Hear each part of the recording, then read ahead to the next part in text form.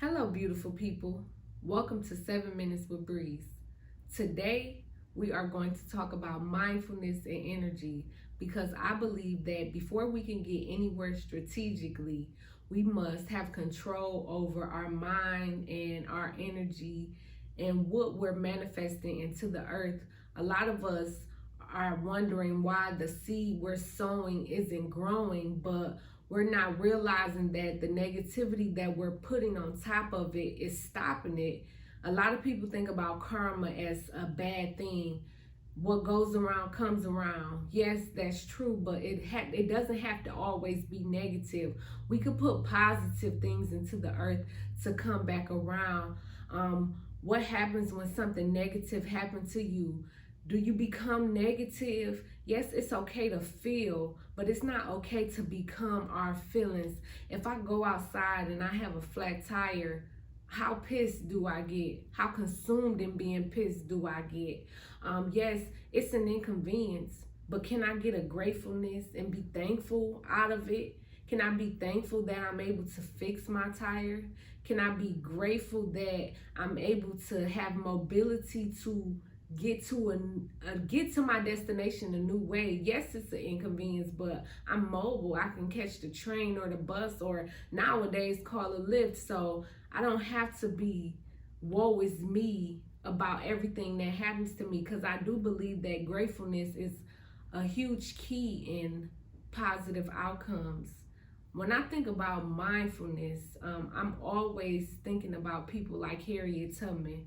This woman, she had it in her mind to not only free herself from enslavement, but to free others at a time where being free was unimaginable. It was being laughed at. It was feared. So this mindset that she took on allowed her to free others. And some of these people didn't even know they were enslaved. When you think about the end of slavery, some people even went back to the plantation because that was all that they knew. That was all that they could imagine. And this woman dreamt of freedom not only for herself, but for others. Think about her, how great her mind had to be. The planning, that came, but just the thought process, the manifestation. A lot of us allow seconds, 5 minutes to ruin our entire days. Like, we become fixated on a negativity. So there are 86,400 seconds in a day, but we allow 5 minutes, which is 300 seconds, to ruin our entire day.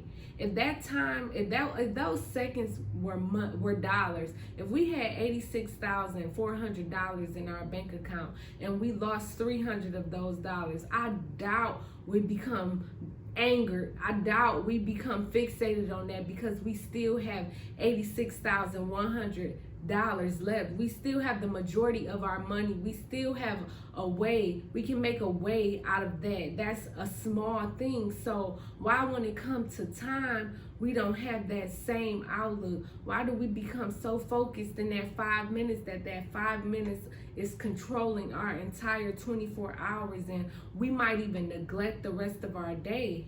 We're not mindful enough. We can still make it. You know, I'm a fan of Ratchet TV, reality TV. It's my guilty pleasure, but if I become so consumed in it, I'll think more about it. It'll take up too much more space in my brain, so I have to level out. I can't watch nothing but Ratchet TV. I can't just watch Ratchet TV and have no positive viewings, because my mind is going to keep thinking about the Ratchet TV. So when something negative happens, and I keep thinking about that negative thing, or I draw on more negativity is going to happen. Bad things are going to happen regardless of what we do. That's just life. But we don't have to become those bad things. We don't have to be fixated on those bad things. We have to create a mindset of growth and positivity, and more growth and positive things will occur. Also, when I think about mindset, I think about how we're victims of comparison.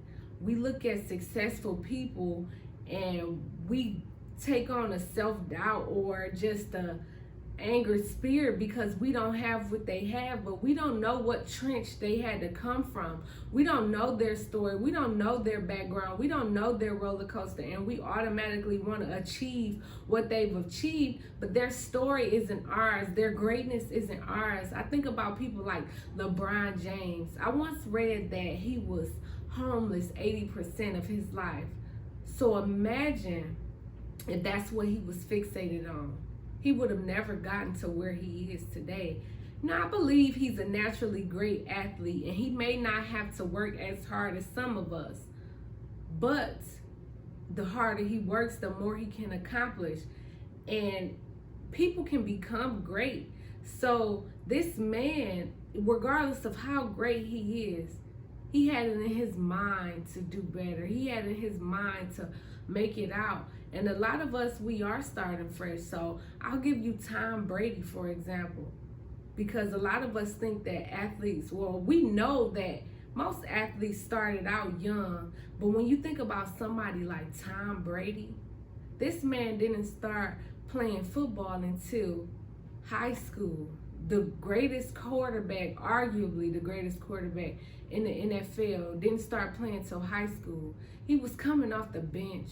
He was the 199th round draft pick in the NFL, but he had in his mind that that's what he wanted to do. So he gained a love and respect and a mindfulness of where he wanted to be. So he became that. So I just want us to watch the energy that we bring. I just want us to create that own love and desire for ourselves.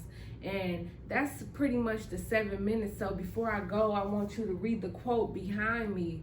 Energy is never destroyed or created. It is only transformed or transferred. So when we think about being negative, let's just turn that into something positive so we can achieve our greatest desires. And that's all. That's my 7 minutes. Thank you for joining me.